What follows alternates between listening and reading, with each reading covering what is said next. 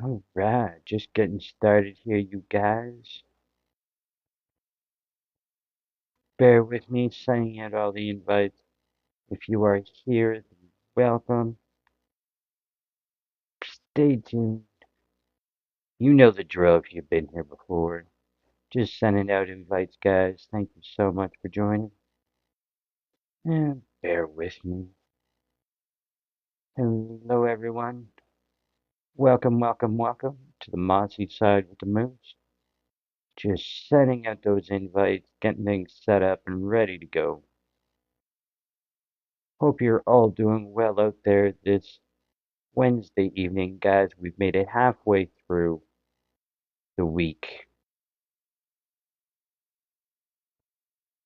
All right, invites are sent. Hello, Zen. Hello, hello, hello. Welcome. Good to see ya. Hope you're good on this Wednesday evening.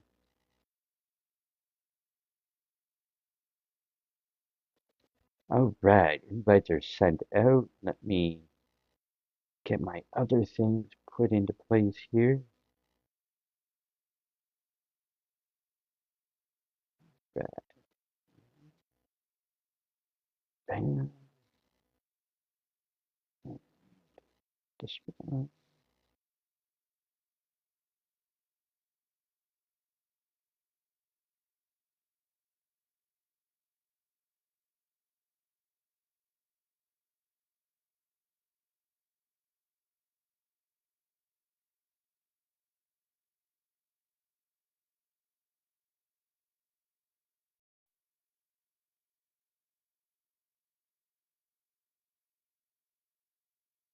People individually through that list. Do that would be fantastic, guys. Helps the algorithm, gets things going better. There we go. Getting the logo up and going. Bam. Exactly how I like it, everyone. Welcome, everyone. Welcome, welcome, welcome. I am the Progressive Moose, as most of you should know by now. If not, welcome. I live in Northern Ontario, Canada, and we are just getting going here, guys. It is 7:50, so for Jaina, I've got 10 minutes until the show starts. 10 minutes till the show starts, guys. Thank you so much for sharing the live. Keep sharing it. And remember, guys, tapping is clapping. Let's get those like numbers up as well. VA, good to see ya. Hope you're doing well. Just getting set up and started. Guys, tap that like button. Tapping is clapping. Share the live. Let everyone know that we're here, we're gathering, and we're going to get into the nitty gritty like I always do. It's good to see everyone. Pasty Native, I see you there. Zen, Tammy, hello. All right, guys. Thank you so much. You are fantastic. I love it. Guys, we're halfway through the week. What did we see on Sunday? The federal election was called. So now all the federal parties are in campaign mode. Um, and they're on the campaign trail. They're moving. So it'll be interesting to see how things go moving forward as things progress. I do have updates on different different promises so far from different parties. So we're gonna dive into that tonight and look at the broader picture, kind of see how everything goes. And I honestly, I'm not gonna lie, I'm gonna be a bit of a troll. I have something that I actually just saw JB made a video on. And it's pointing out how the conservatives have set up their platform right now, their website. So stay tuned for that. You're gonna want to see this, guys. This is I can't believe I can't believe it, to be honest. Really, I'm not gonna give it away. I want you guys to stick around and check it out because I think it's a good laugh and you need to see it. Um, So I'm not going to give it away, but you're going to want to see it. The conservatives are really fumbling the ball, and it's not gonna go well for them. So hopefully we'll see a bit of a drop because of how badly they fumble the ball. Um, Again, not gonna give it away. You gotta stick around. All right, guys. Thank you so much. Awesome. I love it. We're at 1.4K likes, guys. Let's get that number going. Rage tap. I love it. I love it. I love it. Don't forget to share the live as well, guys. Get the word out that we're here. We're gathering. We're gonna get going. I really appreciate it. We have about 7 minutes till showtime.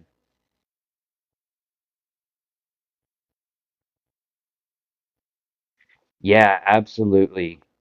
Um, April 28th is voting day. Of course, if you want to beat the lines and everything, you can vote early.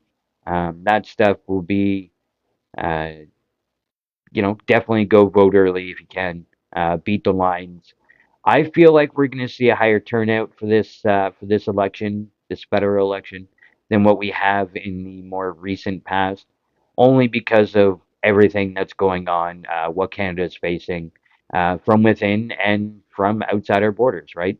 There's so much factoring into this election, guys. So um, yeah, I really feel that there's going to be a better voter turnout for this election. Um, which just means, in all honesty, and regardless of who people vote for, the more people vote, the better our system works. So, my best message I can give to anyone is make sure you go out and vote. That is the best and biggest thing. Go vote. Go exercise your right to vote. Don't throw it away. I'll be honest, I don't even care if you spoil your ballot, right? If you're somebody that's how you protest, you go in and you just spoil your ballot? Absolutely. I'm down for it.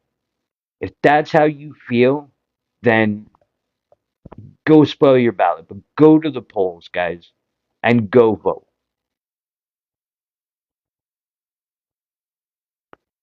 Hello, Smarshy. No, you know what? And I definitely won't either. But there are the people that's what they do. That's how they feel.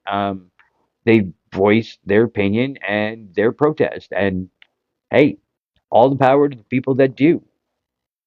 Right? It really does make a difference as much as people might not think it does. If you get, enough voters, even if you get 2% of voters spoiling their ballot, it makes a big difference. Politicians see that, right? So keep that in mind.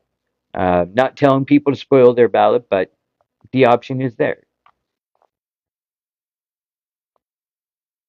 Smarshy. I really do try. As much as things are piling up and things are getting chaotic, there's always hope there's always light at the end of the tunnel. There's always hope, right? Yes, Sparkle Shine. Thank you so much. I am going to mention that later as well. But guys, remember, smartvoting.ca is a fantastic tool that we now have in the palm of our hands, um, in our phones. Smartvoting.ca. You can go look for your local riding, and you can get the latest poll data for your riding specifically. So if you are one that is going to strategically vote, then that is a great resource for you to go check out. As well, if you just want to keep up to date on the polls in specific ridings, it's a great tool for that too. Um, there are people that it's not going to matter.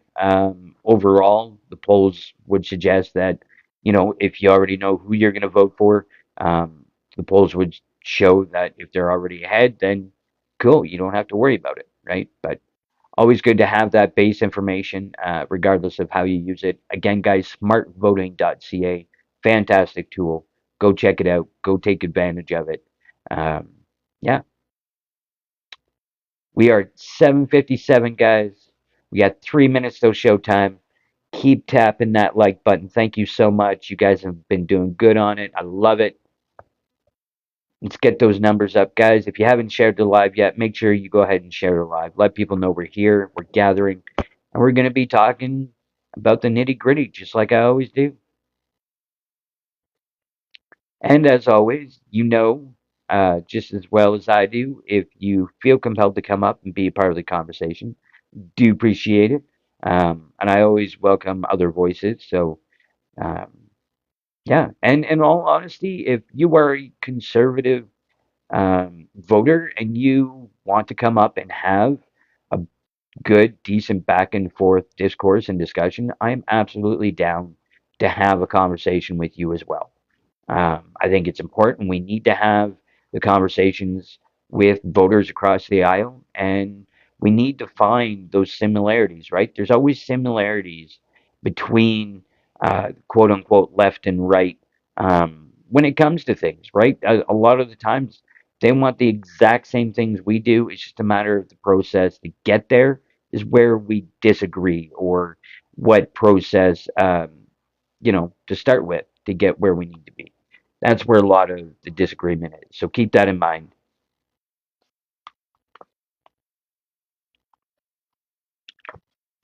All right. Sorry, guys. I'm already having issues with my voice. Look at that. All right, guys. Hello, my name is Jen. I'm just about ready to go, guys. We got 1 minute till showtime. Thank you so much, everyone, for being here. We had 20 people. Keep that number moving, guys. 21. We're getting up there, and the show's about to start. So that's fantastic timing.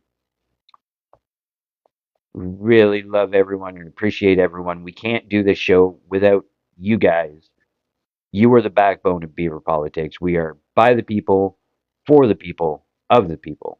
So we can't do it without you guys. This is a full movement. It's not just about Beaver Politics. It's not just about individual platforms. It's about coming together as a collective in every way we can to make a change for us, the people.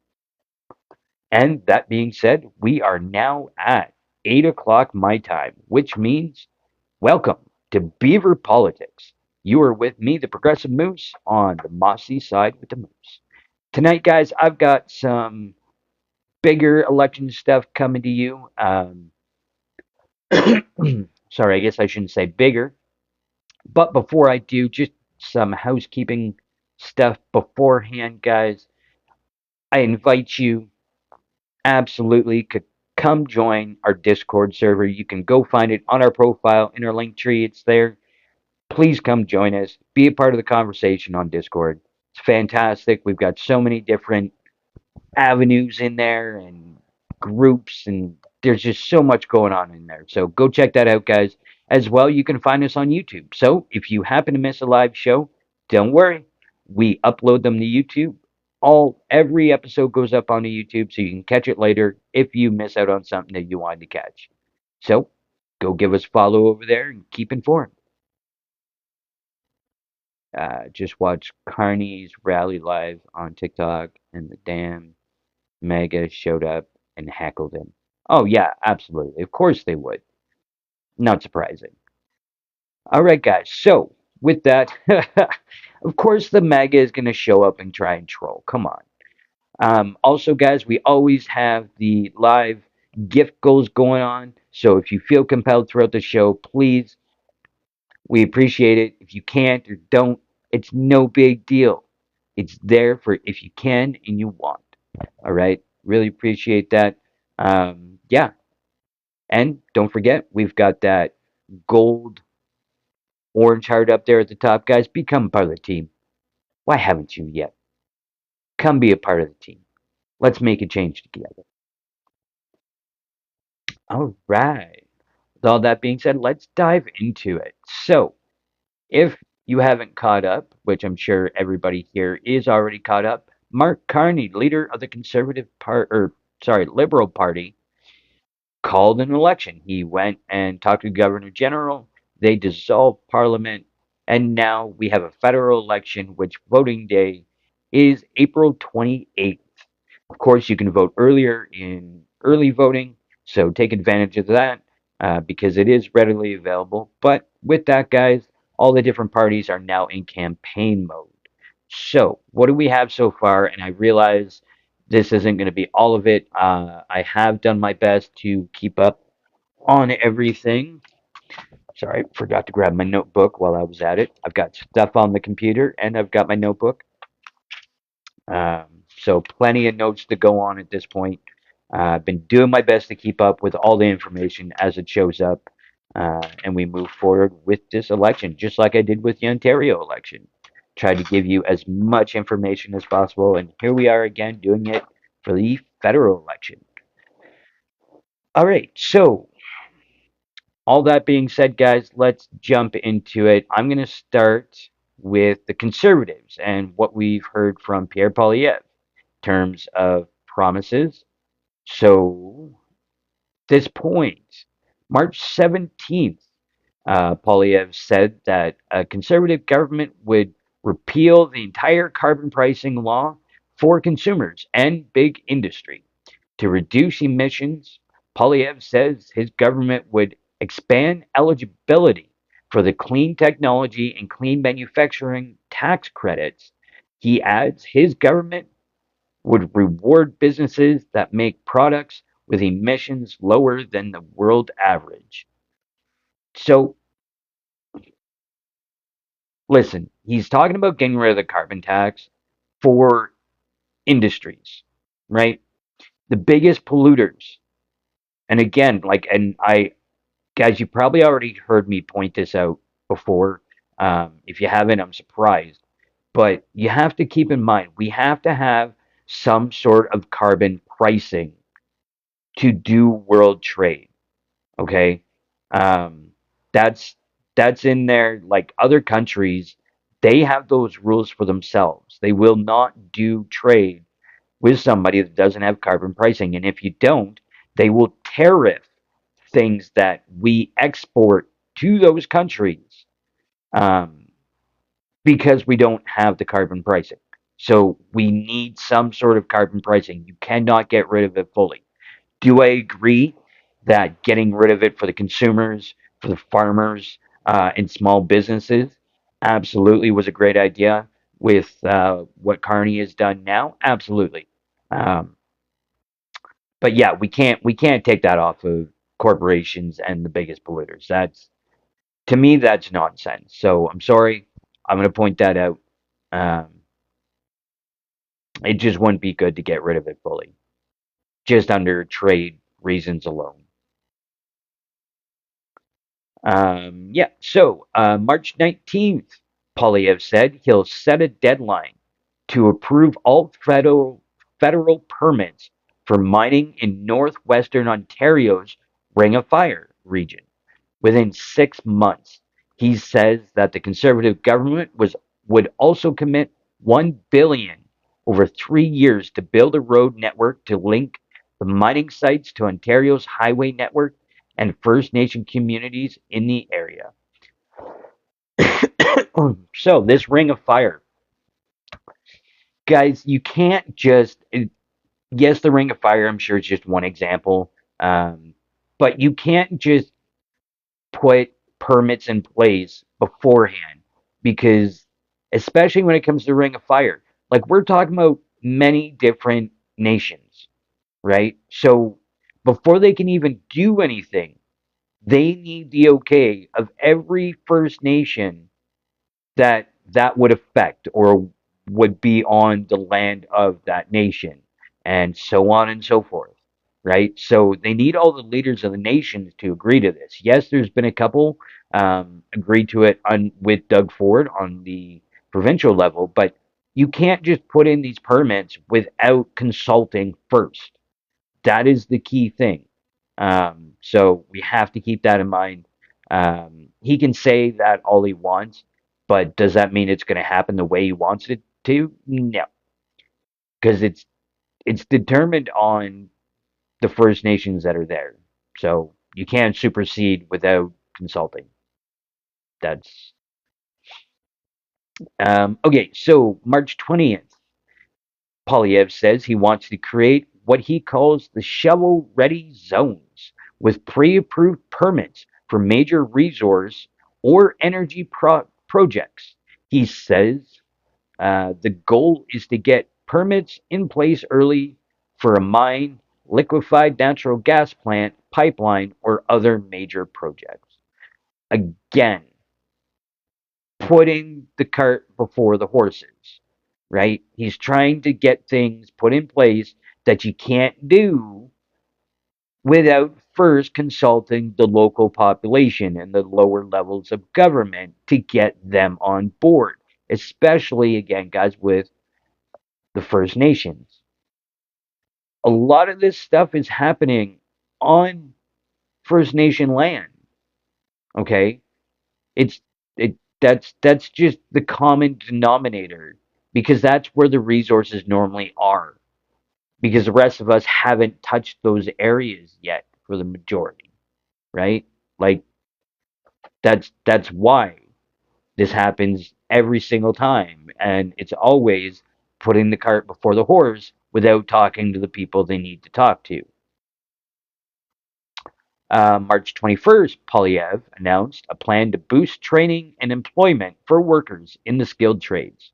Speaking at a news conference in Ottawa, Polyev says his plan for more boots and less suits will expand training halls and provide direct grants and faster access to employment insurance for apprentices in licensed trades.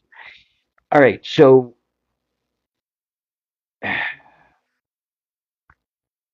he hasn't gone into full detail on it, so I don't want to pick it apart too much. Um, do I believe? Yes, we do need incentives for the trades right now, for quite a few of the trades, because we need those sectors bolstered to take care of the housing crisis, to take care of um, a lot of things right now that we're facing, right? So, yes, I think policy wise, it's good to get something into place. However, I think it should be more broadened only because of what we're seeing with the United States and Trump and what he's doing. So I think if he's going to do something to help people get into different sectors, yes, the trades are important, but broaden it, right? Because so many people are already facing issues, whether they're getting laid off or fired because of what's going on with the United States, with trade, all the tariffs, all that sort of stuff, right? So definitely broaden it a bit more, I think. So hey, you know what? But there's always something with the conservatives, right? Don't get me wrong. I'm not bolstering them. I'm not giving Pierre credit at this point because there's always a catch. Um, so until we get a bit more with their platform, hopefully with more detail. I don't want to speak too much on that one. March 24th, Polyev promised a 2.25% point income tax cut that he says would save a dual income family $1,800 per year. Polyev says he would drop the lowest income tax bracket from 15 to 12.75% and found the cut by trimming federal government bureaucracy.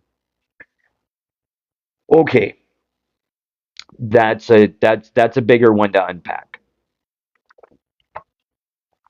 So, yes, I understand that when we hear 2.25 percentage points um, cut from income tax, that's a pretty good number. Carney had just cut 1% from the lowest tax bracket, right? So we were excited about that. However, when you couple the things together, so the promise of 2.25% off income tax, as well as, let's see here, dropping the lowest income tax bracket from 15 to 12.75%, and found the cut by trimming federal government bureaucracy. You have to watch when he says bureaucracy, okay? Because essentially what he's meaning is getting rid of checks and balances, getting rid of federal government checks and balances. That's what he's talking about when he says bureaucracy. Okay, that's like a trigger word for conservative voters. Essentially, you say bureaucracy, and they automatically think, "Oh, get rid of it. This is nonsense. How dare they do such a thing?" So, yeah, make sure you know the proper context when he says stuff like that, and it's one of his key talking points. So, smaller government is better. Absolutely. Okay, so let's stop there for a second. There is a comment saying smaller government is better. Here's where the problem is. He's not talking about cutting the size of government, right? Government, he's not talking about MP sitting. He's talking about government jobs in which are there to, again, they're checks and balances to keep the government accountable and to make sure somebody knows what's going on, whether it's when it has to do with spending, whether it's policy and how it's written. There's people put in place to make sure that the law is followed when they're doing things, right? And to hold the government accountable for money they spend, make sure they don't overspend, make sure they spend what they say they're going to spend, right? Those are the sort of things. That's when Pierre says he wants to cut bureaucracy. Those are the jobs, and that's the stuff that he's talking about, right? You got to break that stuff down, and actually dissect what he says and how he says it.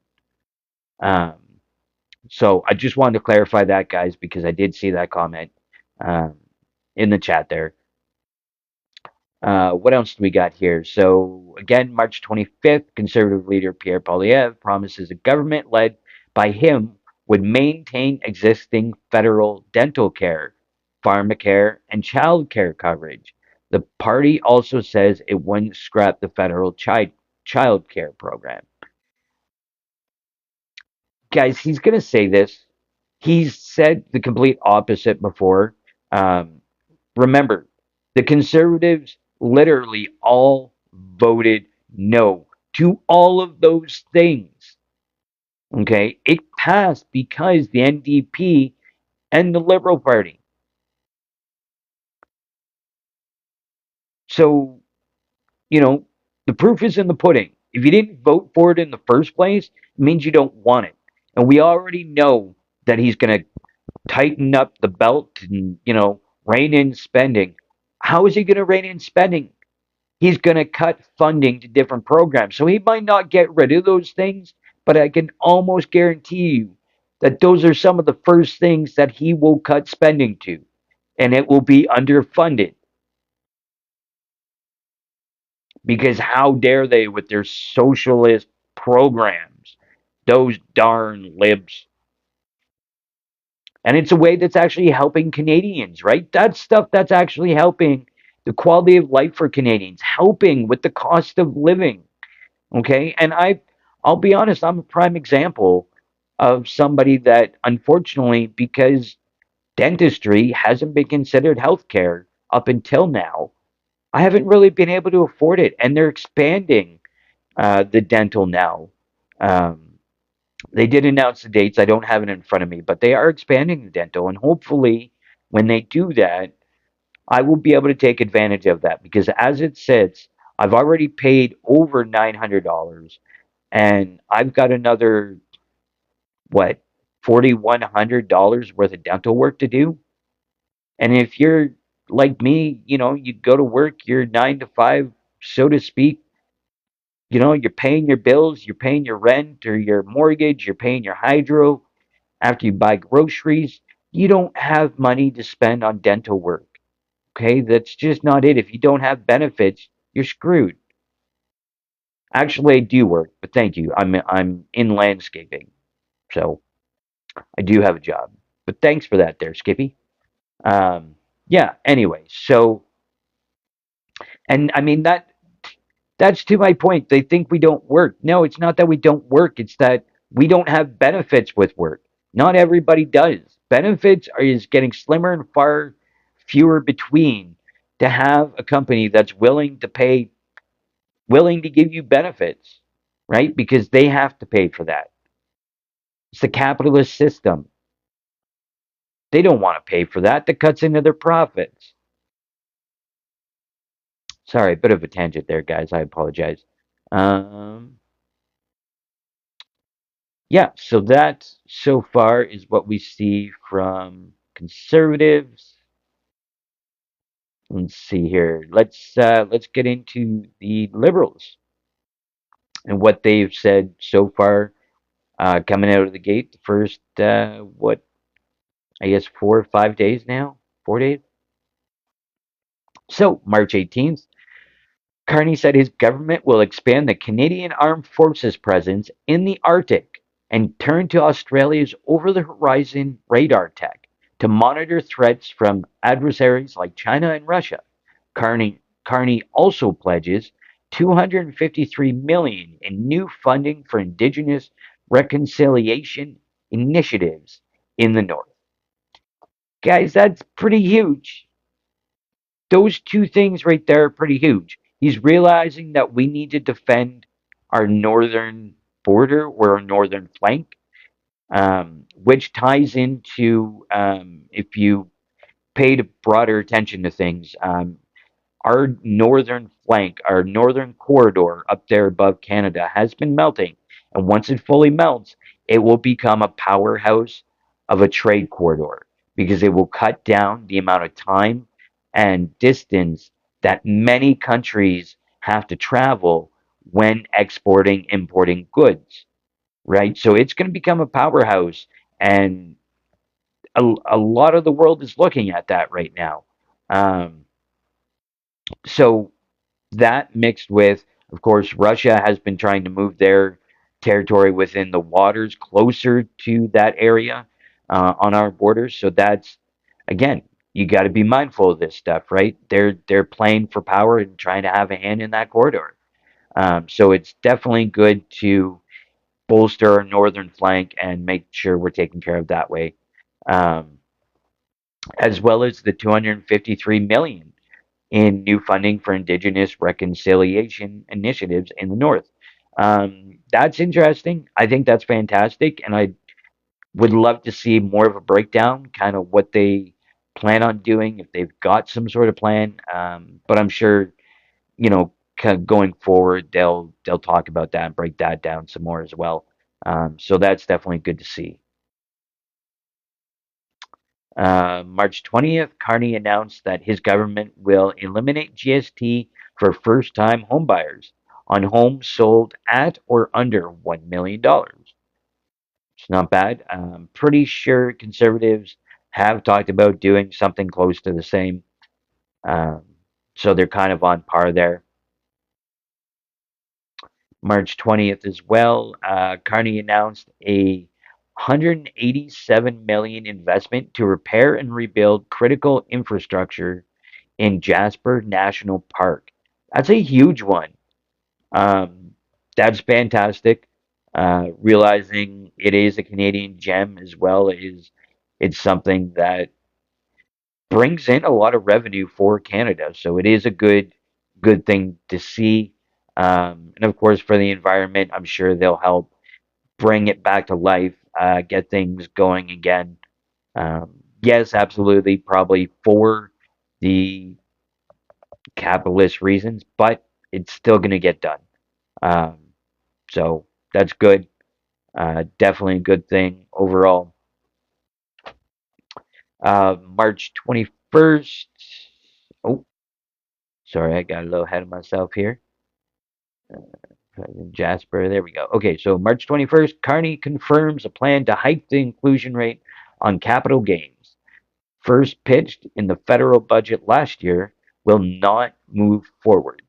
The proposal was set to take effect on June 25th of last year and would have seen all businesses and individuals reporting more than 250,000 in capital gains in a year pay more tax on those proceeds. Yeah, I don't know how I feel about that one, guys. I do think it's good in some ways, but I also think, if you're making 250,000 a year, I realize it's not in the grand scheme, it's not that much, but I mean, you're not hurting. That's for damn sure. Okay. And I'm not criticizing. If you make that amount of money, I'm not shaming you.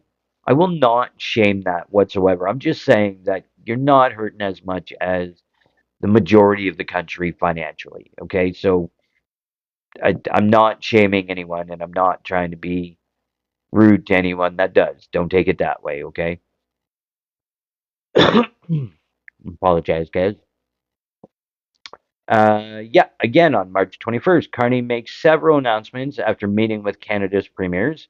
They include waiving the 1 week waiting period for employment insurance for those who lost their jobs to the U.S. tariffs and temporarily allowing Canadian businesses to defer income tax and GST and HST payments to help boost their liquidity. That is a huge thing. When we're facing the tariffs right now and dealing with this stuff, those things are very important. Um, so waiving the 1 week waiting period, that's huge for unemployment for EI, I should say, um, as well as the deferring income tax for the businesses that are affected. That's a big one. We'll have to see how they do it. Um, of course, moving forward, I'd like to see more of a breakdown of it because we have seen in the past where when this sort of stuff happens, they don't quite get it right, and there ends up being issues with businesses, unfortunately, owing too much money back, or something gets messed up. So definitely, hopefully, we'll see more in terms of how that would be done, and the ins and outs of that. Of course, we will moving forward.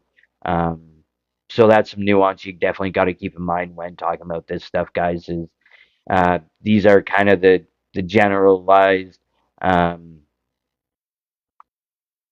generalized kind of, this is what we plan on doing. And moving forward, once they start working on actual platforms, look at how detailed they are.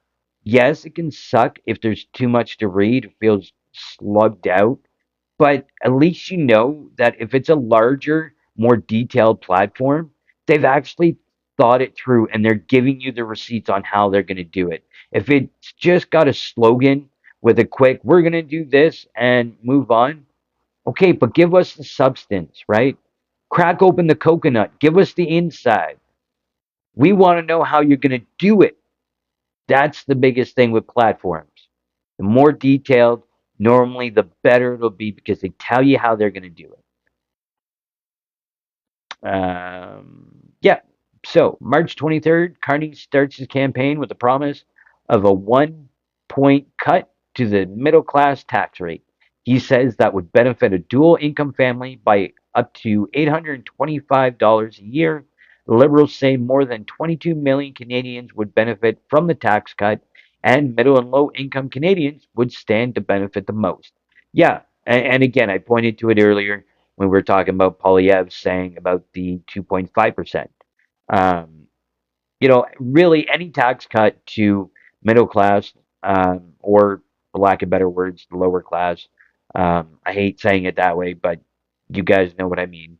Um, really any sort of tax cut that way, and couple it with the most wealthy paying their fair share, with corporations paying their fair share, because they don't, right? They still have loopholes, they still have tax exemptions, they still have all these different things that they benefit from.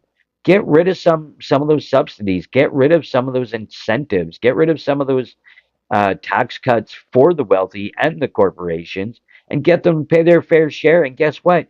You could lower taxes on literally everyone because you wouldn't need as much from us because you're taxing companies and corporations to the full extent of what they should be paying. Thank you so much for that. I really appreciate all the gifts, guys. I have been paying attention, just been reading away. We are at 8:27 my time, guys. So I just want to take a minute. Thank you again for joining me here on Beaver Politics. You are catching the Mossy Side with the Moose. I am the Progressive Moose. I live in Northern Ontario, Canada, and it's in the name. I am a progressive. I don't care about decorum. And here we are talking about the nitty gritty like I always try to do. So, yeah, with that, guys, we do have our live gift goal. goals going on. So if you feel compelled, we really appreciate it. We can't do the shows without you because we are for the people, by the people, of the people. And it's all about bringing our voices together and fighting and getting what we need as Canadians as a collective. So that's the goal of Beaver Politics. We really appreciate everyone that joins us and adds their voice to ours. Let's all do it together. Keep hitting that like button, guys. Let's get those numbers up. We're at 13.6K likes.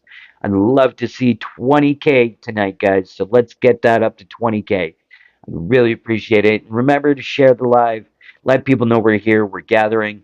Thank you so much for the gifts. Thank you so much. You guys are fantastic. Really appreciate it. Yeah, as well, you can find us on Discord. Don't forget about that. You can go over to our link tree on our profile and click on that. Has our Discord in there. Go on over, be part of the conversation in the Discord. It's fantastic. So many different topics across Canada. So go check it out as well, guys. Don't forget to follow us on YouTube. All our live shows get uploaded to YouTube afterwards. So if you happen to miss one, you can go watch it afterwards. It'll be up there on YouTube. Go give us a follow. Show us some love over there. Really appreciate it. Yeah. And guys, if you have any thoughts or comments, please send a request to come up. I know if I haven't been paying the best attention, but I will pay attention now. Let's open it up. If you have any thoughts, comments, information to add as we move forward, send a request to come up. I'd love to have the other voices and have a discussion and discourse. So feel free. It's open to everyone. March 25th, again, Liberal leader Mark Carney promised to modernize the recruitment process for the Canadian Armed Forces and addresses a shortage of CAF members. He says, apologize, he says he will do that by increasing salaries an unspecified amount, building more on base housing, and improving health and child care services. Carney also says he will accelerate defense spending to get to the 2% that NATO target by or before 2030. So definitely speeding that up compared to what Justin Trudeau's government was aiming for. So that's good. And not for NATO. Not saying it for NATO. I'm not saying it for Trump. I'm saying it for Canada. We need to invest in our defense right now, given everything that's going on the global stage. And I think it's important that we do absolutely do that. And that couples in with before, guys, when we talked about bolstering our northern flank, so to speak, right? So I apologize. My voice isn't having it tonight. Let's see here. And NDP. Let's get into the NDP here. Not as much on the NDP from Singh.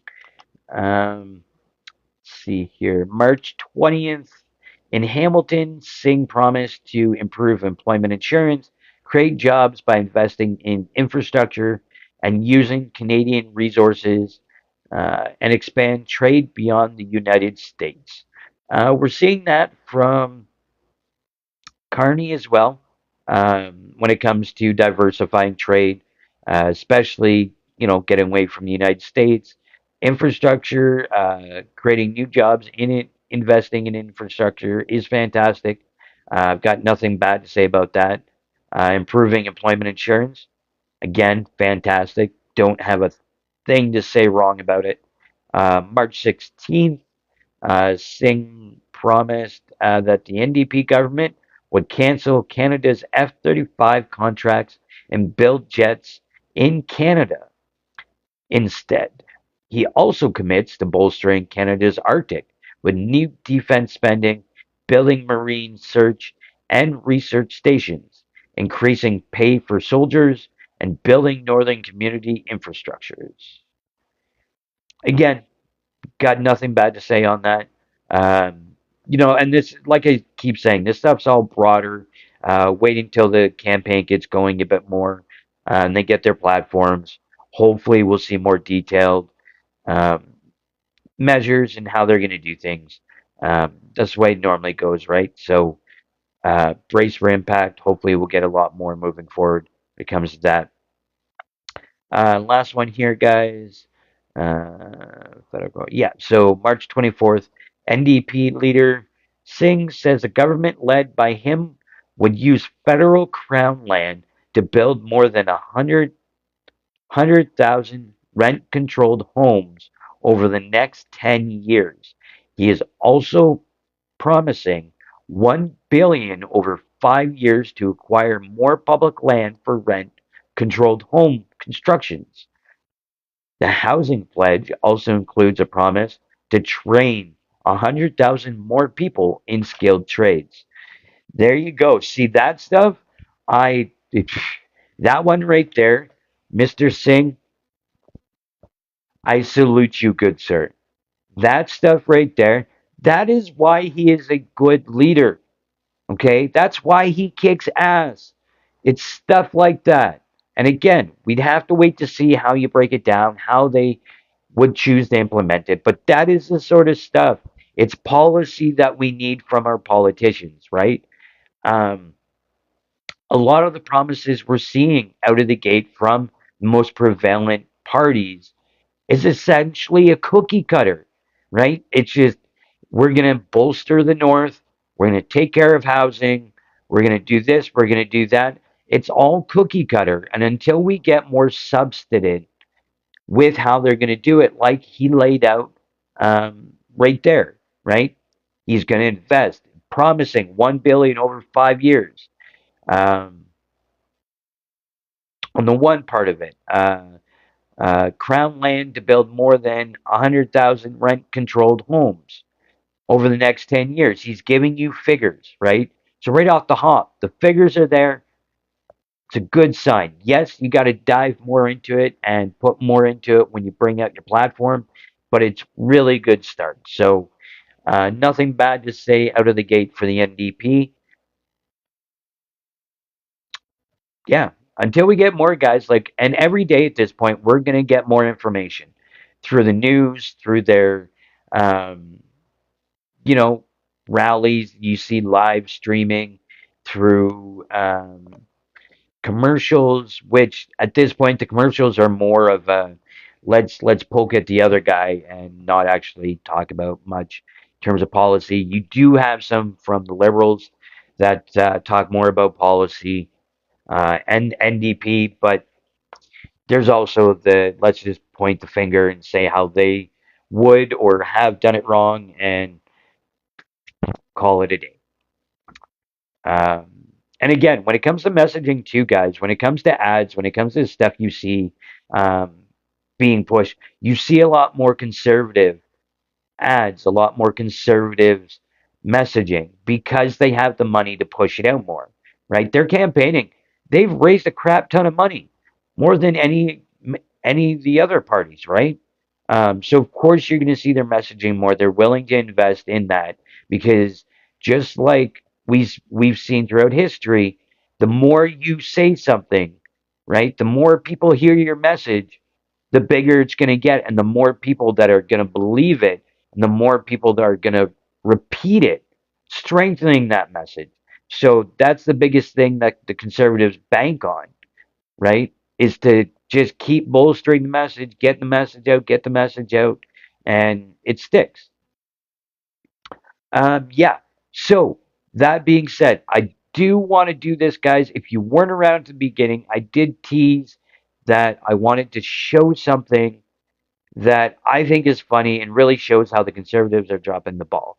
So when you come up to election, normally what happens is you're getting your platforms ready. You're getting your websites ready with your platforms so people can see what your party's about, what you plan on doing, how you're going to invest in Canada.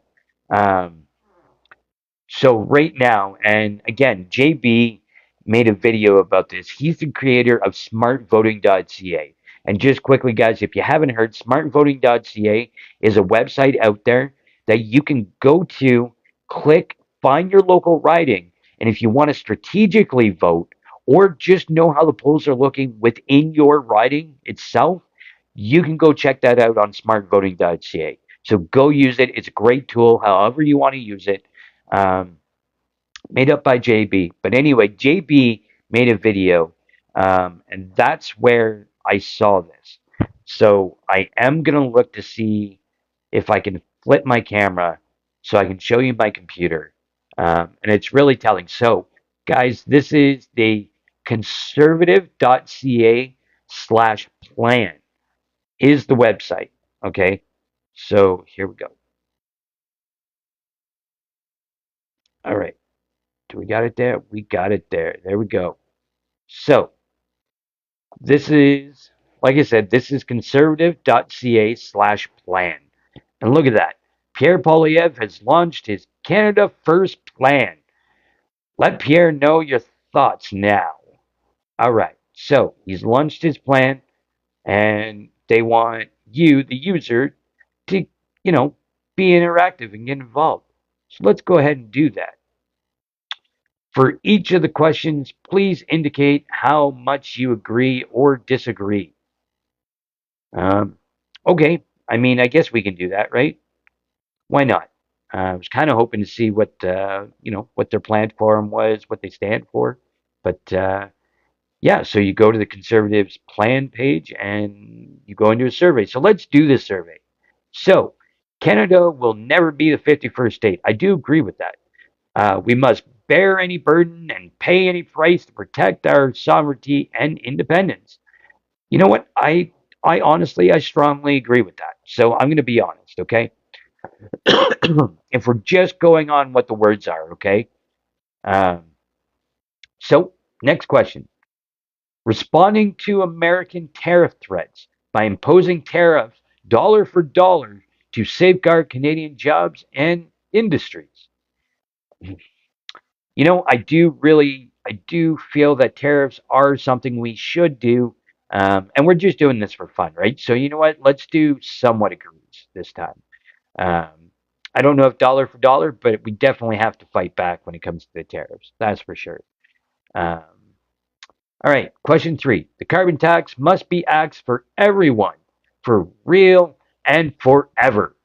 The carbon tax does not need to be cut more than what it is. Okay, consumers, farms, and small businesses are not paying the carbon tax anymore, right? It's just the biggest polluters, the biggest companies and corporations paying the carbon tax.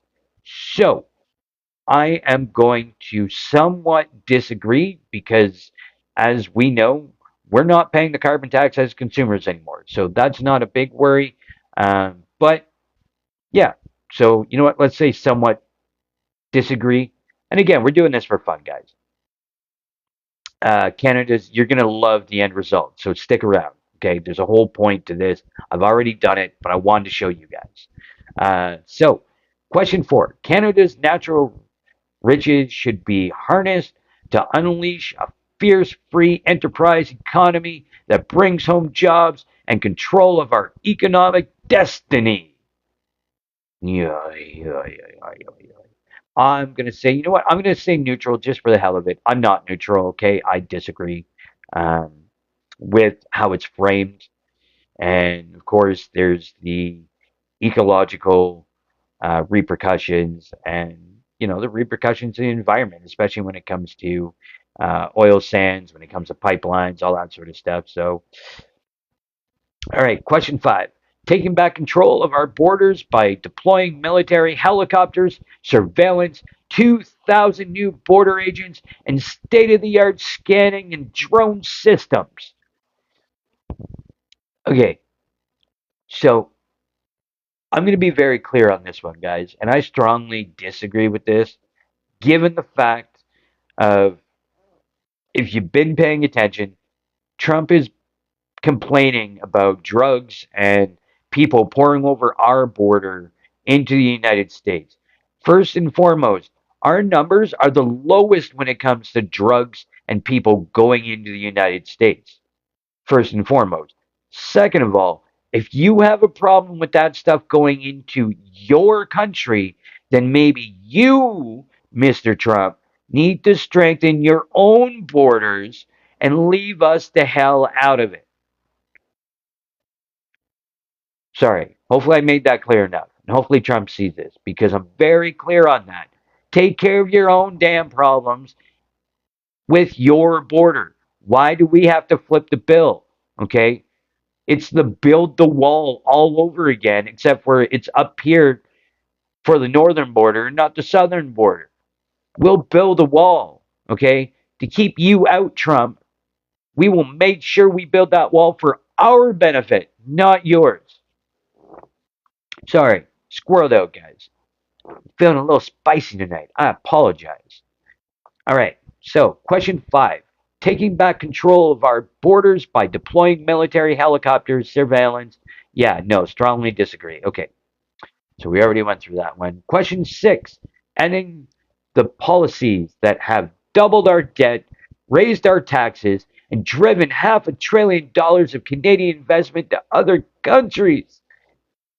End the policies. What policies? Please be more specific.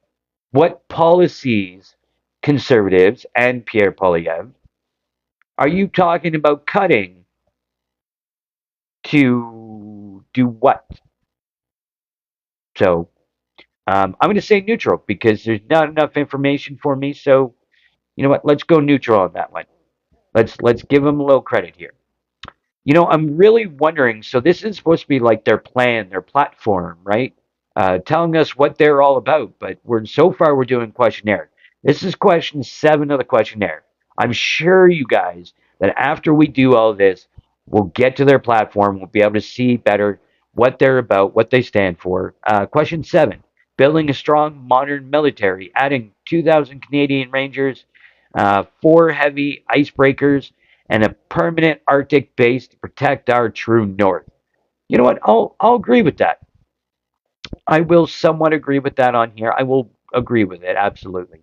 I do believe we need to protect our north and make sure that we're secure on our northern flank.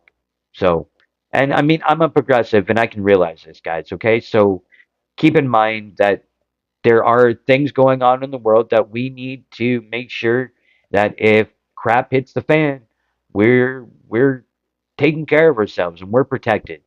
So keep that in mind. All right, question 8, guys. I really hope we get to their platform soon. I really want to see this. So, number 8, we must end cancel culture and restore our national museums, monuments, and heroes to celebrate the unvarnished truth of Canadian history. Okay, I'm strongly disagreeing with that one. But before I hit that button, you know why I strongly disagree? He's talking about, guys, how many times do we need to have this conversation? Okay. Our country was founded on genocide. Our country was founded on ripping the indigenous families apart by slaughtering, by taking the land, by being greedy and pushing and pushing and pushing and pushing until there was next to nothing left for them. And then we took their family members and we tore their kids from them. And those kids never came home. Okay? Are those the morals? Are those the the the celebrated things you want to bring back? To hell with that, conservatives. I'm sorry. Like, move the hell on. We're talking about reconciliation. Okay? We're talking about trying to make things right in today's world for everything that's gone on. Okay? We can't change what has happened, but we can move forward and do better. That's where the goalpost is on the conversation. Okay? And the conservatives are lagging so far behind. All right? We're playing a game of soccer and we're on the far side of the field, and the conservatives are way back at the beginning on the other side of the field trying to kick a ball into the other net. So sorry, I strongly disagree. I apologize. I am spicy tonight, guys. I warned you of this a little earlier. So I apologize for that. All right, question 9. We've really got to be getting to their actual platform soon. This is getting a little out of hand here. Question 9. On a scale of 1 to 5, how would you rate the performance of Conservative Party leader Pierre Poilievre? Dun dun dun. Can you guys see that? Yeah, you can see that. I wish they had a 0 right over here, but they don't. So I guess 1. I'll be honest on that one. That's a 1. Do you have any comments you'd like to share with Pierre? He. Guys, any ideas? What do I want to tell to Pierre? You, sir, are a corporate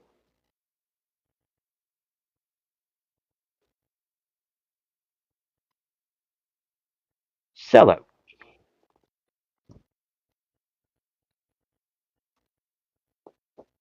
There we go. I like that comment. What do you think?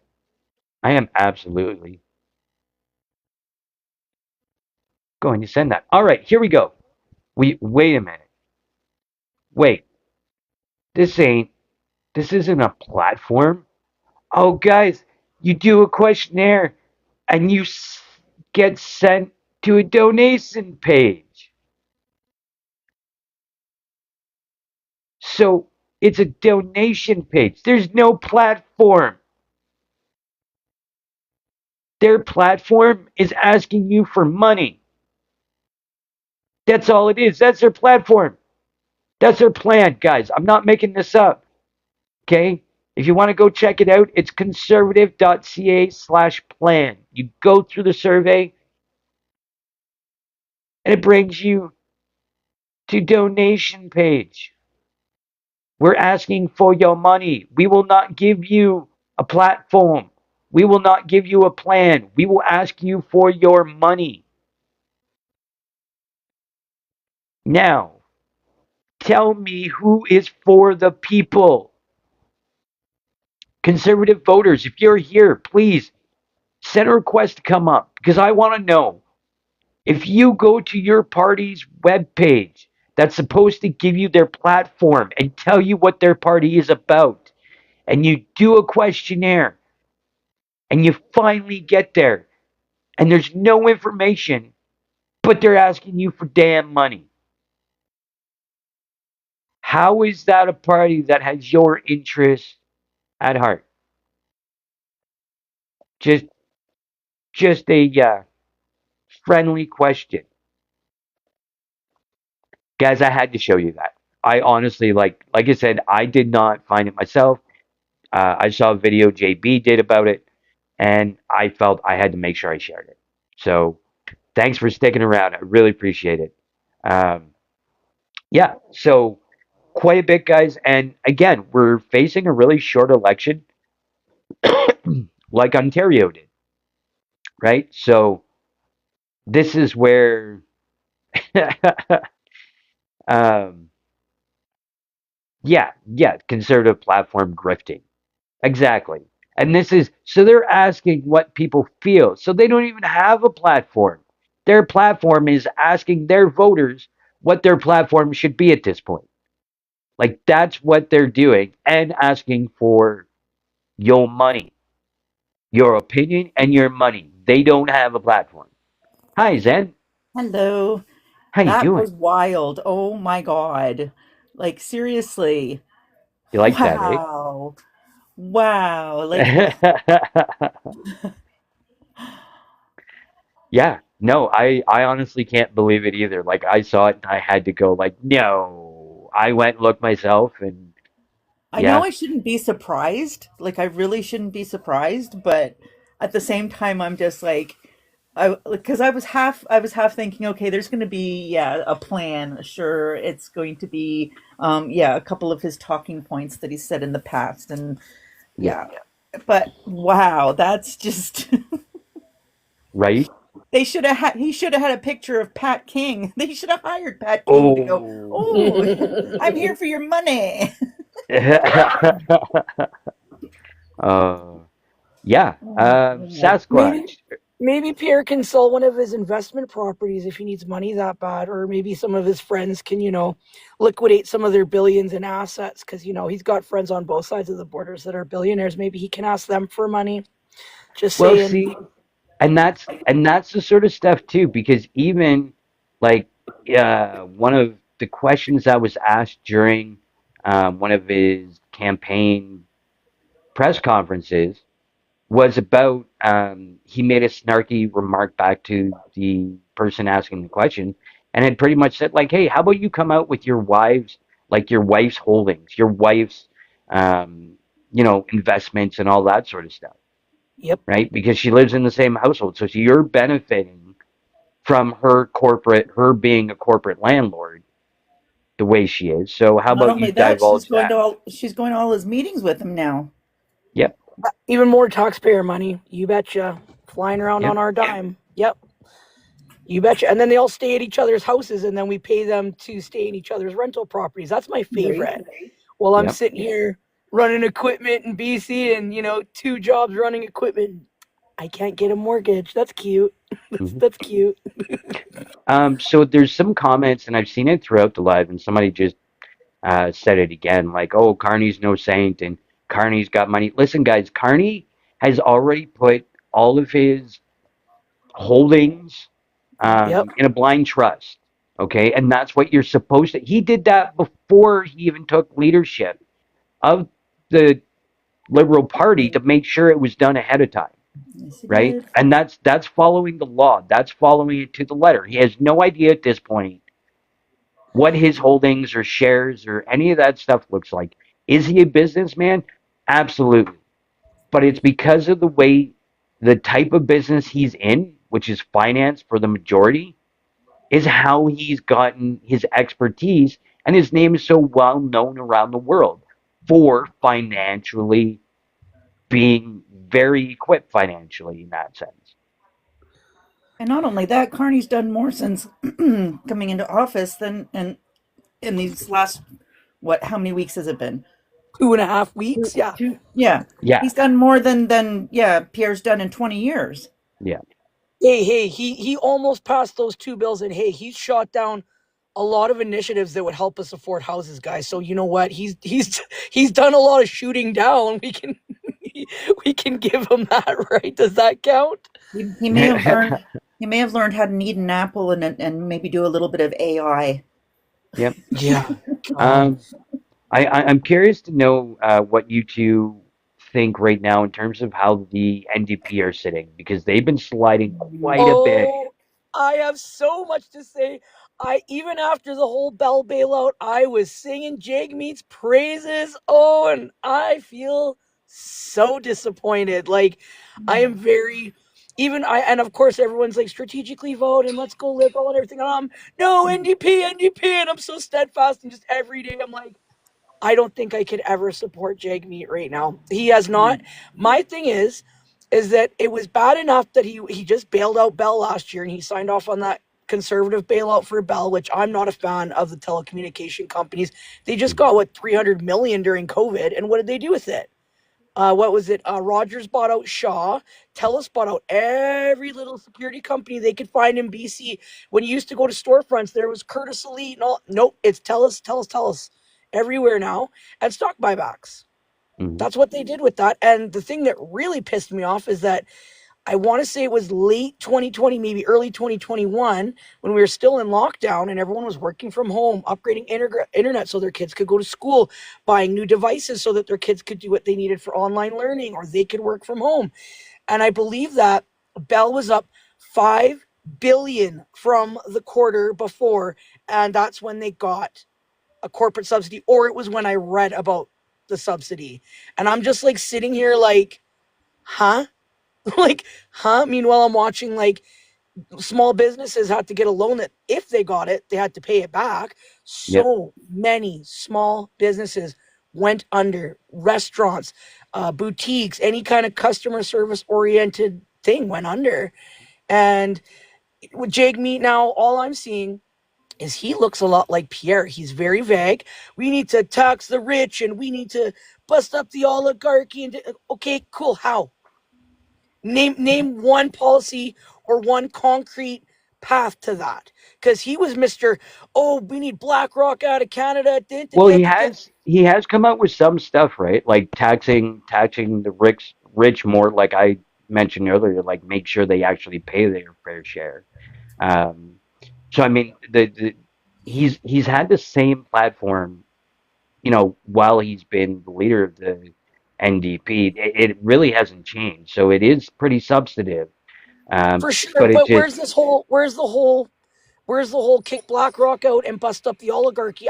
Tax the rich, sure, we'll grant that because yeah, I think, honestly, I think aside from conservatives, I think everyone is starting to finally jump on that bandwagon, and we've seen Carney already kind of lower taxes for people in lower tax yeah, brackets, but realistically, where is any plan to bust up the oligarchy? I haven't seen anything from Jagmeet on that, and he was leaning heavily yeah, on that. What I've seen lately is him doing these very relatable, get ready with me and my daughter, using his kid as clout and yeah. smearing everybody. I'm sorry, he's very vague. He's smearing the shit out of everybody else, and I haven't heard any new policy come out.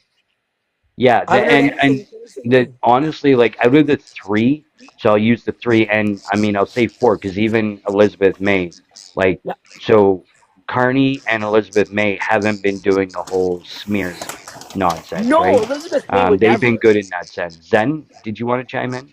Yeah, I just want to let Frank know that I think he's getting a bit of feedback or something's happening Oh, there. thank you, So Zen. no problem. Yeah, So yeah, I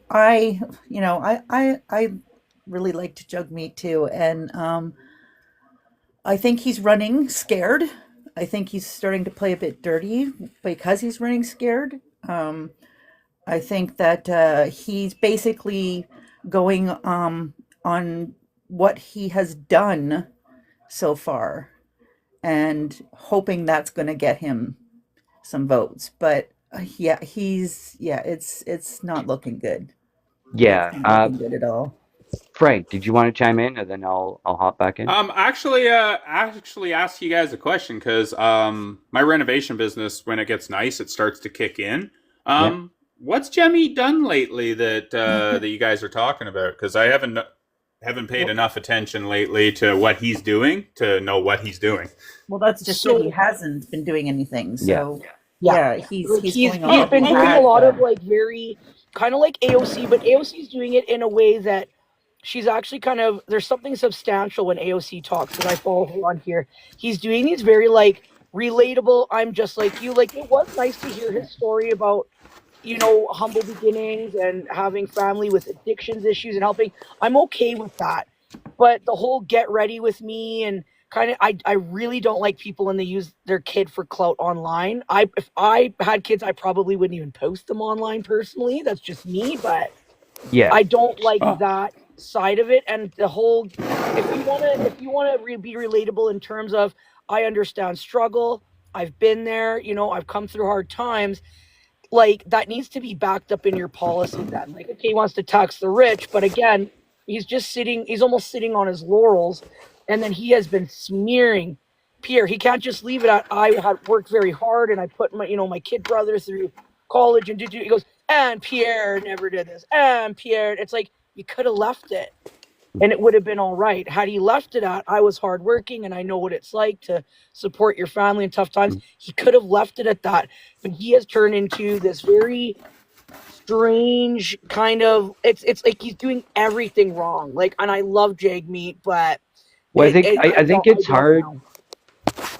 Yeah. Sorry, go ahead. No, I was Frank, just gonna. Frank, can you mute your mic, hon, oh, while we're sorry. not I talking? Thanks. sorry. I thought I was muted. I'm actually gonna log out and come back in. Okay. Okay. Yeah, so in terms of, like I said earlier, like the parties in general have been more so with this election a cookie cutter across the board because most Canadians at this point, especially if you're watching mainstream media or just in general, TikTok, doesn't matter. Like the biggest issues that we're facing and Canadians are worried about is what's going on with the United States, tariffs, uh, the consequences of all that stuff, especially with jobs and the cost of living. Um, so we are, I think, going to see a lot of the same rhetoric and a lot of the key points being the same but worded different. And it's a matter of how they, like I said earlier, like you can have a conversation with a conservative voter and you can be able to sit down and we'll agree on a lot. It's how we get to the end result that we disagree on most times, right? I think Well, the I sad think thing is that I don't understand how people thinking of voting conservative don't look at, sorry, look at Trump then. If we're talking about, across the border politics, The similarities between the two. every single thing the guy said he'd do, he didn't just not follow through, he made it worse. Fuel Yeah. prices are up. Egg prices are up. It was what, Finland, I believe, that Trump asked, hey, we're having an egg shortage. Can you help? They're like, nope, The black nope. market is making more money off of eggs than it is drugs at this point. Yeah. Well, and um, that's the thing, is that it's like, it's, dude, like you're talking, and then we're so obsessed with security, and they have such a huge defense budget, but you're having yeah, eggs smuggled into your country. Oh, and like we won't even talk about the group chat. It's like, yeah, how is so much money being so mishandled down there? And it's like, great, you want the conservatives in up here? Look who they hang out with. Look who they model themselves after. Look who they rub shoulders with. It's Republicans in the States and billionaires and lobbyists on both sides of the yeah. border. And No, that's what they absolutely. do. And that's what they're going to continue to do. Yeah, Zen. they blame the liberals and Trudeau, and they're the oligarchs, not the Well, and that's and conservatives. that and that's the Yep. same you see quickly, guys. And then Zen, I want to give you the platform after, but that's the same thing, and that's where when you're looking at politics, south of the border and north of the border. Okay, your equivalents are the Republicans are the conservatives, and the liberals would be the Democrats. And you could see this solely by the how similar the messaging is between the Republicans and the conservatives. Like anyone trying, you have people that like the Maple Mega are saying that Justin Trudeau was the equivalent to Donald Trump, and now they're saying the same about Carney. Which no, your conservatives are the Republicans. It's the same values. It's the same core values and what's the word I'm looking for? Rhetoric? Morals, morals, Yeah. and rhetoric of course too. Yeah. Oh, Frank's got a call. Zen, I want you to chime in. okay. Yeah, I was just going to go back to meeting that. I Yeah. I honestly feel that he's almost become performative. Like he's seen what has happened with the conservatives and with Trump and etc. And it's like, okay, maybe if I become performative, it'll catch a different class of people. Because he did really build a very good party. Like I was very impressed with what Jugmeat had done, and now it just feels like, yeah, like it's just gone down to this like performance. And I also feel it's almost like he's maybe his ego's even gotten a little stuck in there, like, Mhm.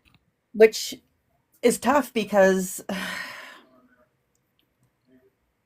I understand that what it take well I don't personally understand what it takes to be a prime minister, but like a lot of people were saying he's just not strong enough.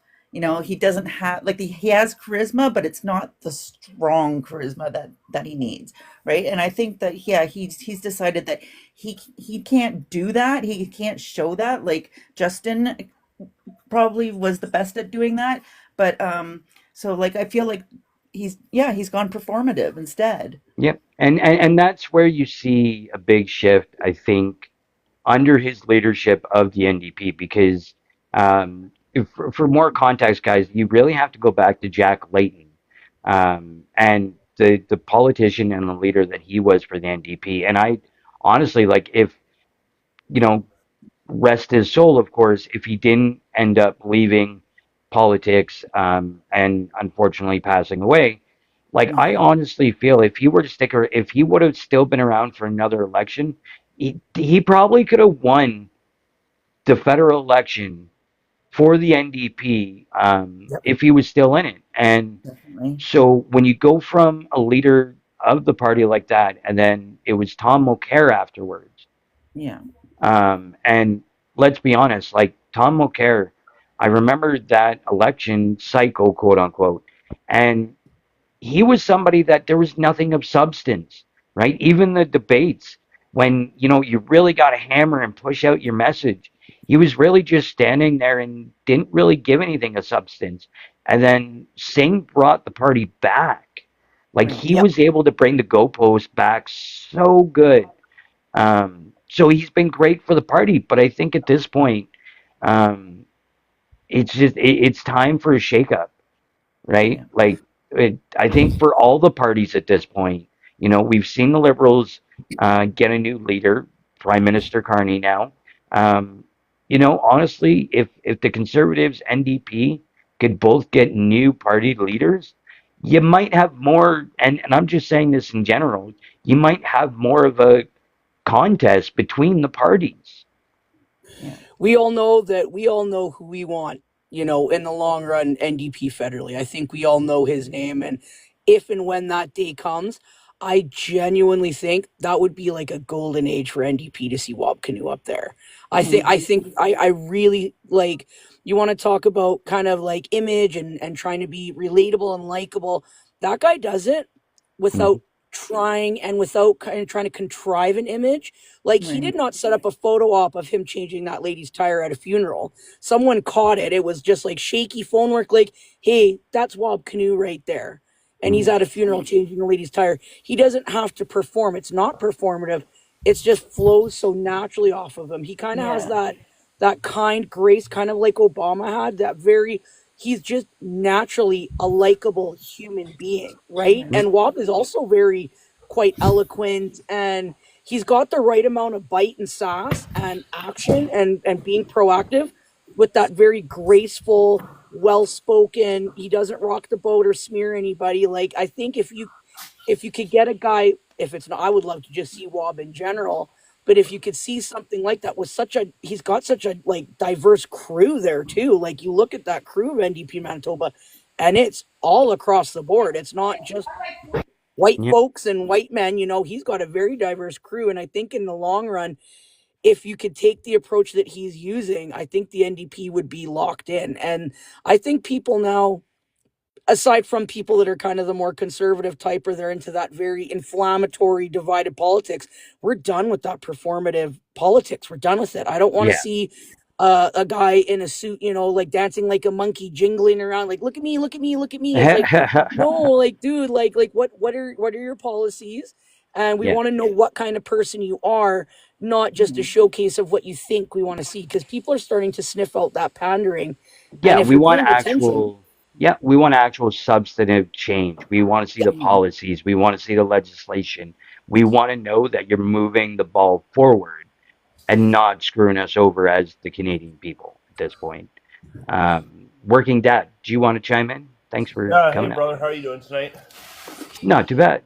I'm good. That's good. I gotta say though, I agree. The Wob Canoe is great. You know what though? I actually had the great pleasure many years ago of meeting Jack Layton here in Ontario, and you know what? If the NDP found someone who was on his level, like of just character, they would Yeah. do so much better, right? Like it's hard to replace people like that. But if you look at politics now, um, I would say that Mark Carney has the highest chance of winning just based off the fact that he like in these times we need someone who's an economist at the end of the day, right? Like it's something like we do need right now because we are facing the states in ways that we realistically don't want to face. I have friends in the states and they're like, "This is madness." I'm like, "I know," but I was like, "Just know we Canadians like you guys. We just don't like your president." Yeah.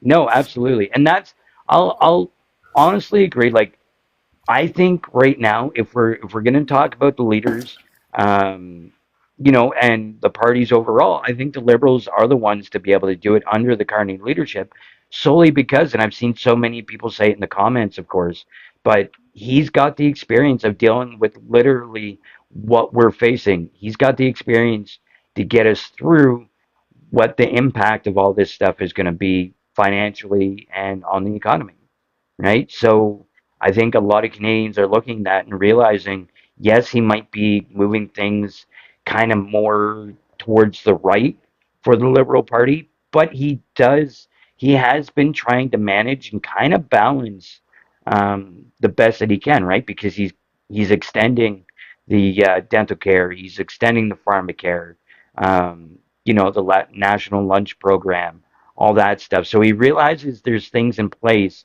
that absolutely helps Canadians and really helps the economy, because the more you can help Canadians have money in their pocket, the better the economy is going to do, right? So I think he's trying to find the right balance on that, and I think given his experience, he's really like he's methodical, and of course he's going to have advisors and other people around him, but really does he need them given his experience?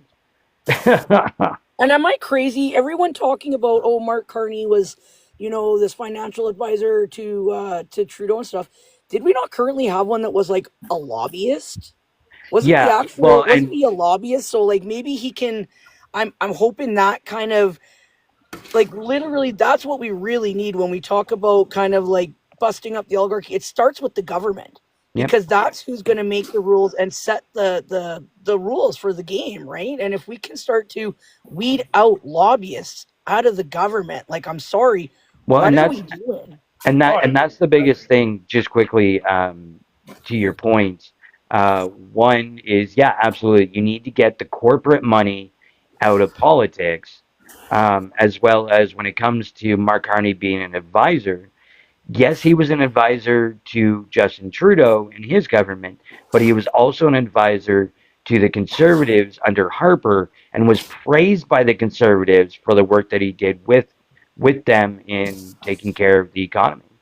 Yeah, So, absolutely. Oh, I remember that. Yeah, I do remember that because he helped us in the '08 recession, and because he helped us soften that blow really hard, like really yeah. well. England called him over, and then he went and helped them, and I think he also helped Ireland. I'm not 100% sure, but like the thing is, you get the far, like, I felt more centrist, but when it comes to the far right, they're like, oh well, he caught. Oh, this prime minister said he did all this chaos. I'm like, okay, but you're listening to the words of someone who was prime minister for 49 days, who was pro Brexit when Carney was against it because he knew what it was going to do to their economy. But Yep.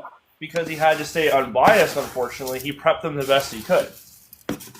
And that's also shows that he's got that diplomacy, and I think that that liberal brand for Canada, I think that's going to carry on that diplomacy that Justin Trudeau had. And us doing the industrial carbon tax, I think that's going to really set us up for a solid future. And you know what, honestly, diversity is good for everything, for culture, for if you're farming, for the economy. Diversity is health. It's, like, you look at, is inbreeding good for a population? No, right? And you can't have, you know that one all your eggs in one basket is never a good idea. And really, when you look at per capita, our trade with the states, it is going to hurt them more.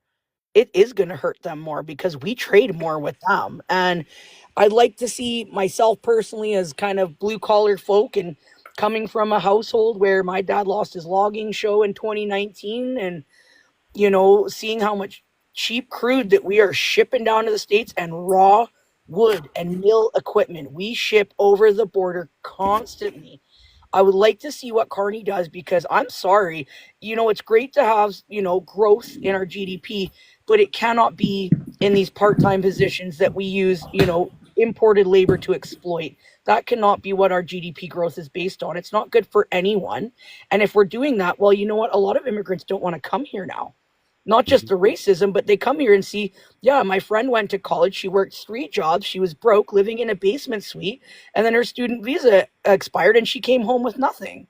So it's not very appealing anymore. So if that was their strategy, it's not good for Canada in any way, and it's not good for anyone that comes here. It's pushing people away.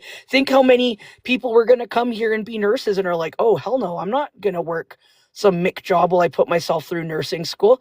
And now they're not going to come. And we need them. So I mean, it would be nice to Absolutely. see the logging industry. It would be nice to see, like, I've heard talks of a giant pipeline coming from Western Canada to the East Coast that Carney was talking about. And there's going to have to be talks with First Nations people, and there's going to have to be Yeah. treading very lightly with the environment and making sure that that's done in an ethical and in a green way, because regardless of being blue collar, you can't just go and pollute the earth. That's not the way that works. Yeah. But it'd be nice to see what Carney's going to do to maybe revive the logging industry, because when I tell you the tens of thousands of very good, skilled, high-paying jobs that we lose from that, it would blow your mind. Just mechanics alone. Just Oh yeah. mechanics on No, trucks alone, absolutely. right? Yeah. Zen, did you want to chime in? I actually have a question for you. Okay. Are you hoping for a minority government? So the biggest thing to me is that our government works best if we have a minority government, right? Because it means that our politicians on either side of the aisle actually have to work together. Right. Um, however, More gets done faster. yeah, however, the current, like I said, unfortunately, under the current makeup of the leaders, Mm, specifically Pierre Polyev, we've already seen with him as a leader how that works out, right? Because all right. he's going to do is filibuster and deflect and not actually allow Parliament to do its job, Right. um, right? So with Pierre Polyev going forward into this election, um, I honestly like if there ends up being a majority liberal government, like the possibility is there, if you're holding the polls closely, um, I think especially right now, given Carney's kind of hope for the mandate and moving forward with taking care of Canada's economy and everything that comes along with that, I'd say a majority liberal government would probably be the best right now. Yeah. I'm kind of torn. I think I think that this is going to be a very close race, unfortunately. I know that a lot of people are looking at the polls, and I'm not a poll person. I've never really relied on polls, but I'm just sitting here going, I don't know. I just feel like this is going to be a very close race. Yeah, I mean, momentum has shifted, and the Liberals are taking a bit of a lead, and a bigger gap, right? So it's really, especially during elections, it's touch and go, like day to day, and it can be one word during a speech that throws off momentum from a party. So I definitely think the Liberals and Carney factored in the amount of time because the less amount of time he's campaigning, the less amount of time there is for him to make a oopsie or however you Mm, want to say that because he's not a polished politician, right? He's a right. businessman. He's a financial advisor. Um, so they definitely factored that in when it came to the amount of time I think for like the campaign trail. Yeah, Uh, definitely. Angela, did you want to chime in? Oh, good day, everyone. Good evening. Hi. So I agree completely with that as well. I think it's going to be a tight race because, obviously with polls, we pay attention, but, now that we're getting to the heavy campaigning, that's when we're going to really find out exactly how, you know, voters are going to feel. But I think that voters should understand this is not just, they're not the conservatives that we remember, right? And that's my main concern, especially, what we're faced with the U.S. right now. Um, My best thing I would say is that it is a minority government, or by chance it could be, but the odds are probably more like minority government at this point. Yeah, the possibility of a majority is there, but like you said, I think it is a slim chance at this point. But that again, that can change Mm-hmm. from day to day to hour moving forward, right? So, That's true. mhm. So Sasquatch brought up a point here saying boomers are voting liberal more.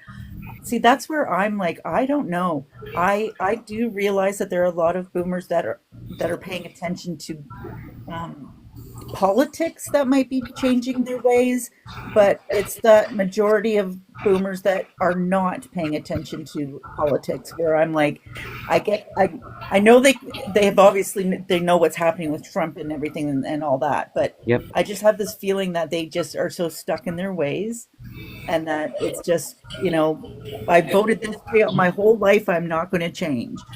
Yeah.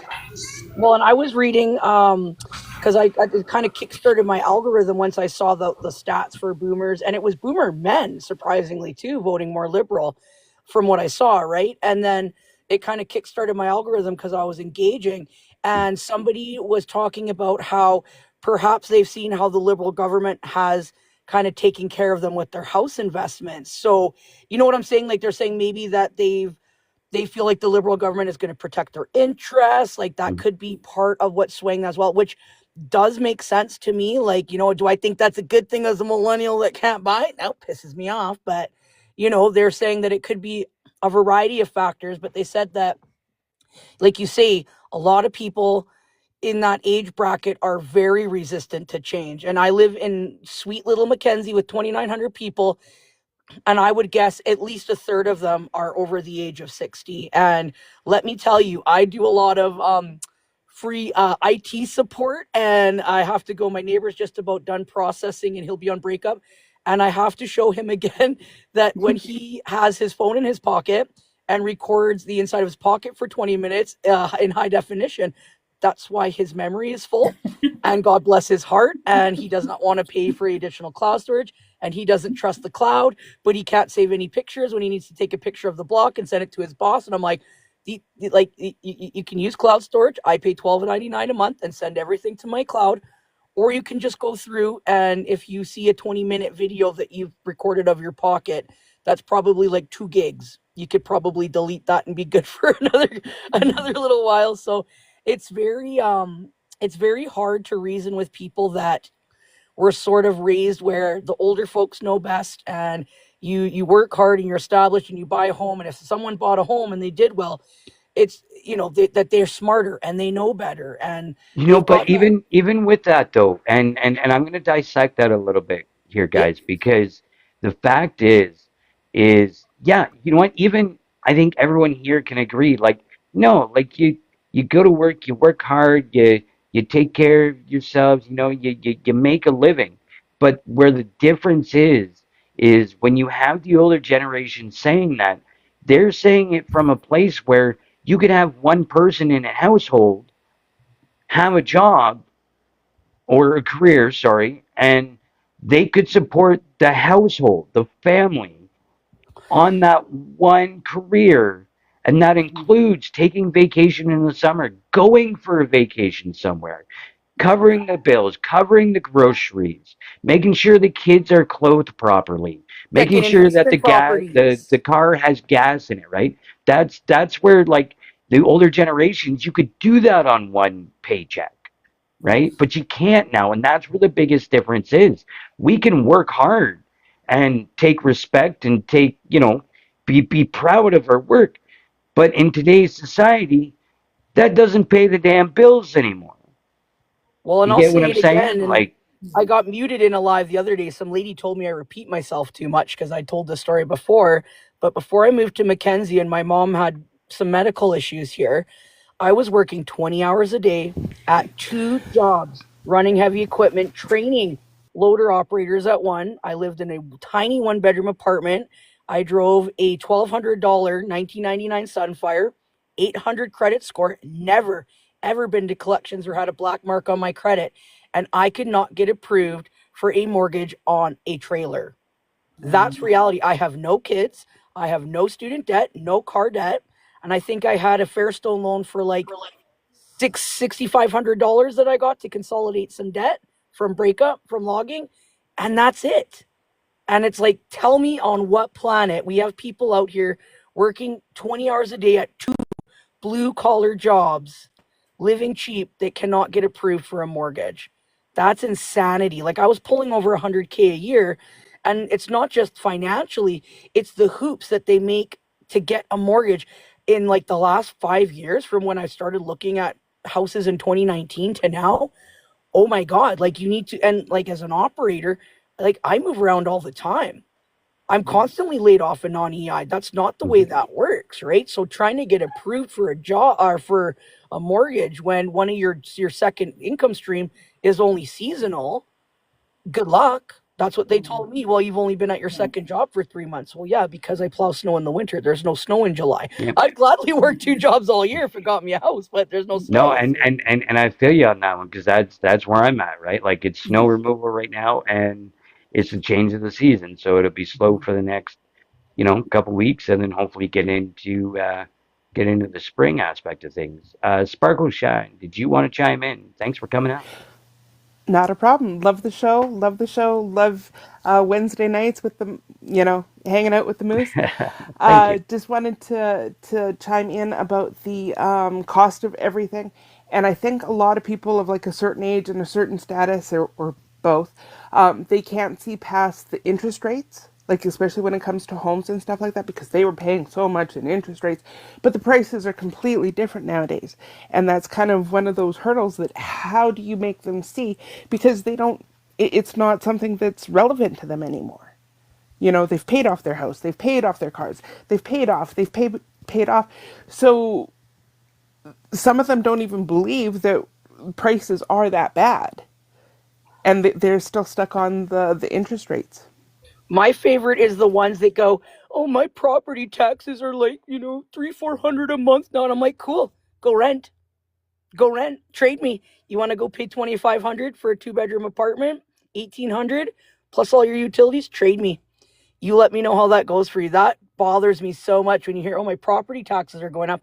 Yeah, and the equity in your home has gone up.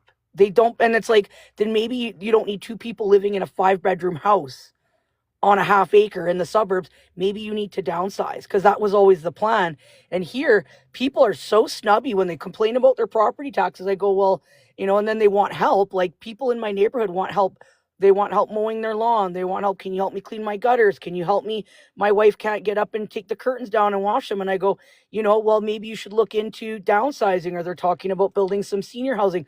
Well, I worked hard all my life and I bought this house. And I'm like, cool.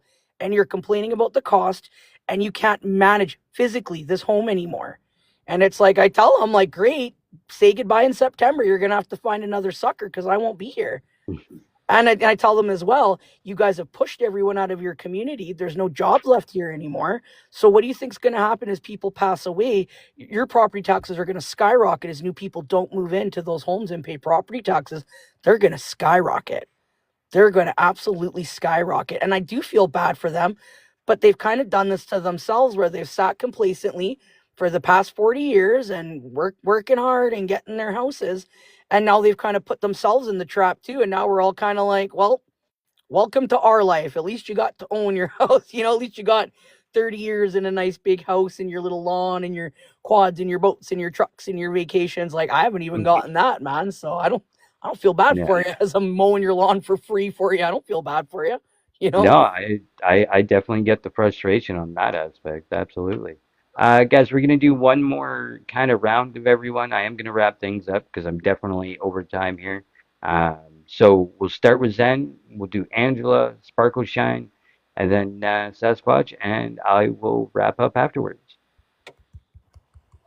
Okay, well, I guess talking about, I saw somebody saying it's hard to downsize. I downsized a huge amount. I went from a three-bedroom home to a one-room apartment, not even one room, it's bachelor, and it changed my life, and I love it. And living within your means is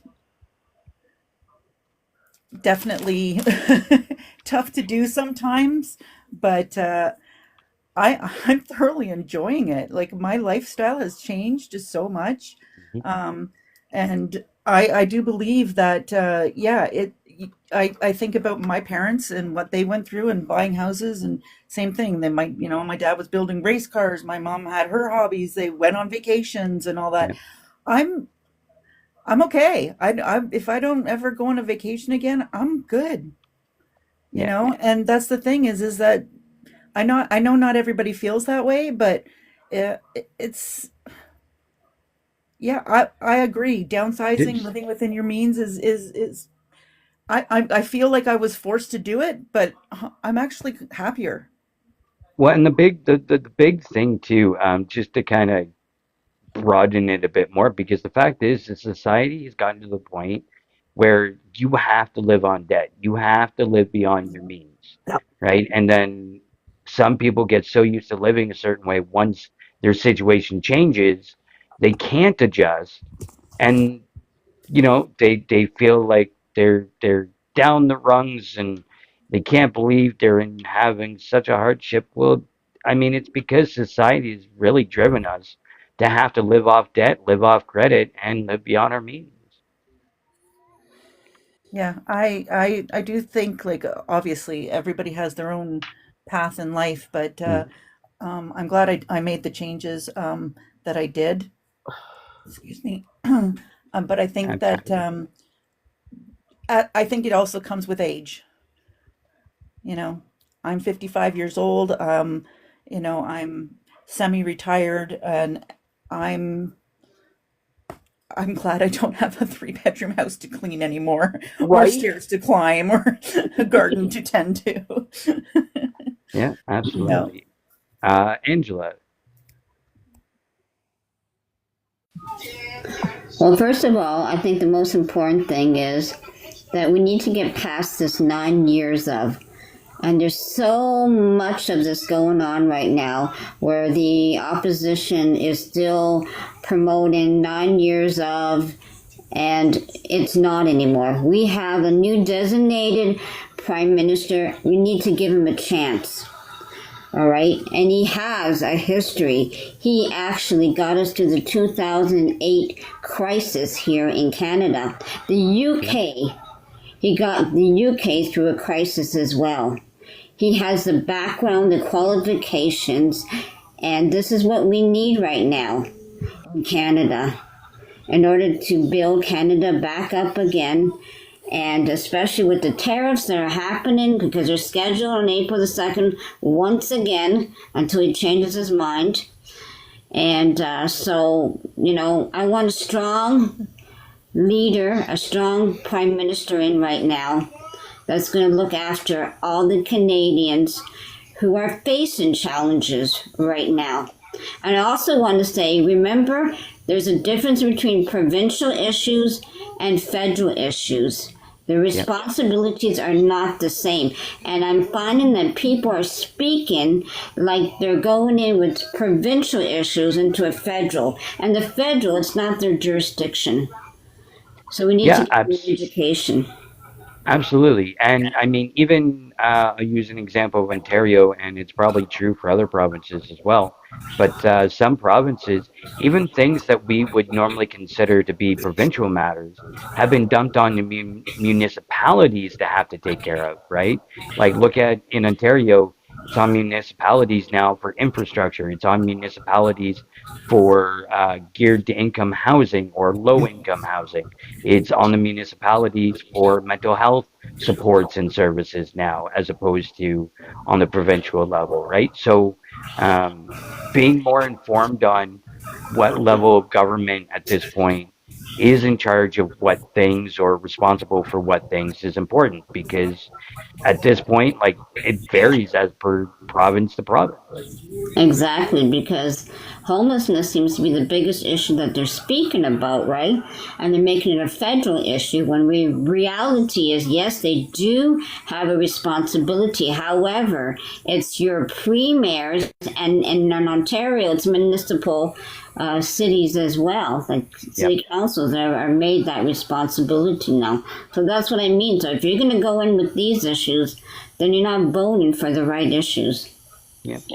No, absolutely. Sparkle Shine. Yeah, I just kind of wanted to springboard off of what Angela was saying about how crisis and everything like that. And Pierre Poilievre has been saying for the longest time that Canada is broken and we are in crisis. And so up steps Mark Carney, a crisis manager. And all of the conservatives are like, oh, no, no, no, no, not that way. We want to do it our own way.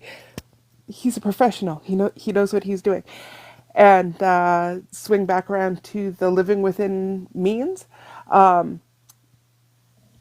Wages are so separated from cost of living that's it's a great idea. I am all for budgeting and cherishing every penny, but we're so far removed from the cost of living and what we're making.